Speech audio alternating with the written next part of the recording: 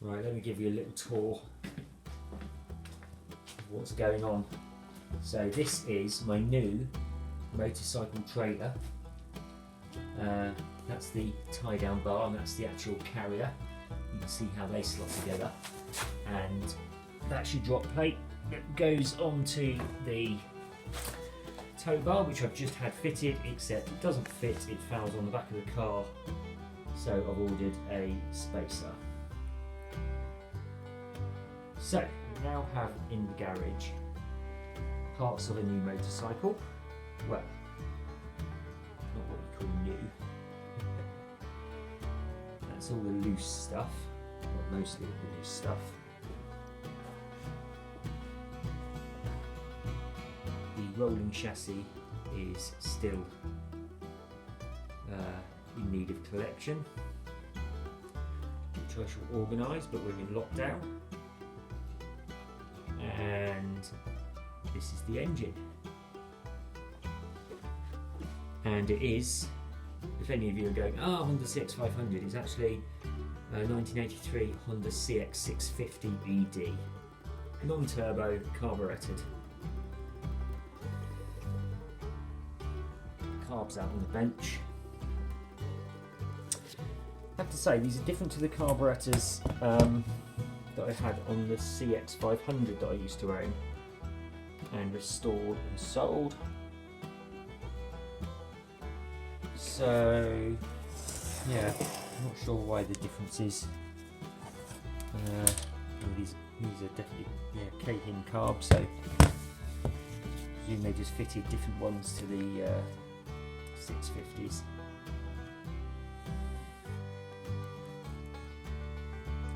I was trying to get these float bowls off last night, but all of these screws are so chowdered. So I'm going to get the Dremel out, or my version of the Dremel. Anyway, and cut some slots into those old JIS screws. I'm assuming they're JIS, I mean, why wouldn't they be? And then we'll just start taking them apart. I'm not going to do anything major at the moment, I'm just going to wait to get all the bike together, have a good look at everything, and then decide what to do with it.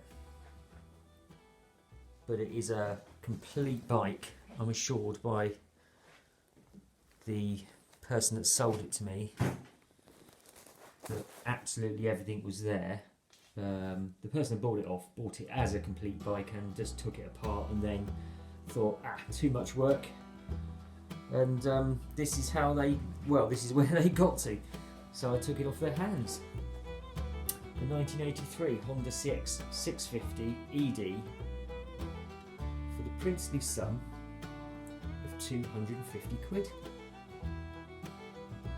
Pretty good. So the engine is going to need stripping down, and I'm not going to use the word rebuilding, but stripping, cleaning and reassembling.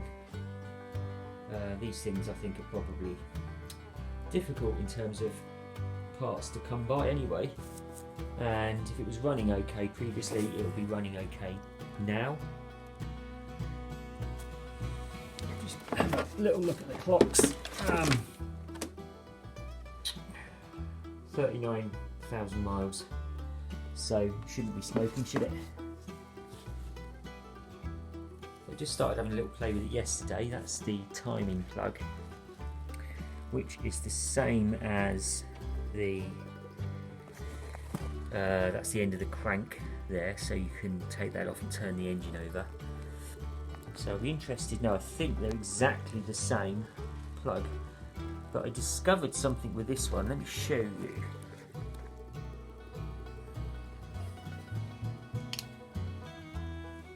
It wasn't even tight, which was the first kind of indication someone's been in there. And if I can just, very shallow. Let's get it on the bench. See that big crack? So I'll take that plug out there and just see if it fits in to the timing hole. And if it does, at least I know which one I can go ahead and order. the engine is pretty stable on that lift, so I just need to get it up onto the bench so I can start working on it. And as I said, at the moment I'm just going to have a look over everything until I've got the rest of the bike back here and I decide what I'm going to do. But for now, she is going to go on there.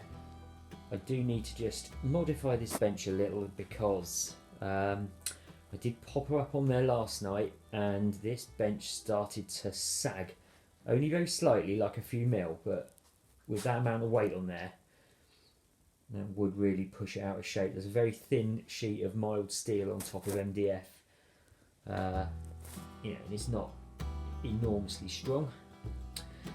So I'm just going to strengthen that up by putting some centre struts in.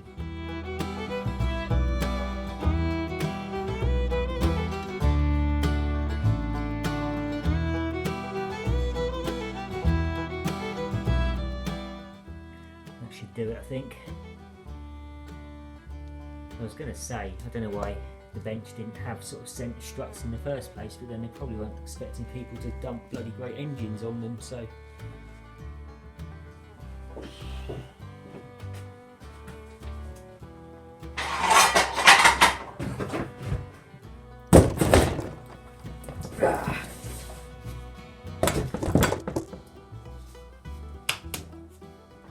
That is a chunk and a half of metal.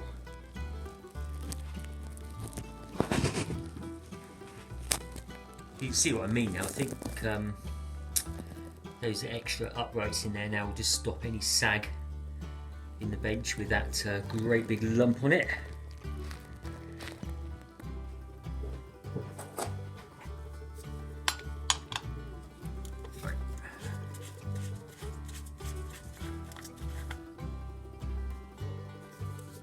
Right, so if we take the timing plug back out and then we took off the front of the engine, which covers the end of the crank, and yeah, it's the same, so that's good. Just to make sure, because that other one wouldn't do up, and I think that's only because it was cracked, as I showed you. Yeah, and this one is tightening up, so that's fine. So I'll replace the broken one, but I'll do a full strip down before I replace anything, because just in case the engine is completely unsalvageable for some reason. It should be fine, not exactly high mileage. Well, I am going to leave it there for now, so I can't really do much more until I've got the rolling chassis over here. So as I mentioned, I've got my tow bar fitted, I've got a new wheel dolly, but I just need a spacer which is in the post so I can fit it all up properly, and then I can arrange to go and get the rest of the bike over it. Once I've done that, I can then make a full assessment of the bike, just to see whether or not it is completely salvageable. It is a 1983 Honda CX650 ED, so it's a bike I'd quite like to restore to original. So not as in a concourse, wouldn't want to take it out in the weather type bike, but just something that's, looks good and usable, but not the barn find that it is at the moment. So, but once I've got the chassis back here, I'll have a good look over everything. I'll look at all the major parts, see what needs repairing, replacing, just polishing up, and we'll just take it from there really. Anyway, I'm not going to do any more on this tonight, so I'm just going to leave it there, and we shall revisit this barn find of a bike when I've got the whole thing here to look at. When I say barn find, I actually pulled out one of the brake covers out of one of the buckets down there, and it had nesting material in it and it stank of mouse, so it really has been sat for decades. So yeah, it remains to be seen what we can actually do with it. So hopefully we've got enough there and in good enough condition to completely restore it. If not, I might just have to convert it into something else. Obviously, it remains to be seen whether or not we can get the engine running, and we do need to obviously strip it down to see what if any problems it's got lurking around inside.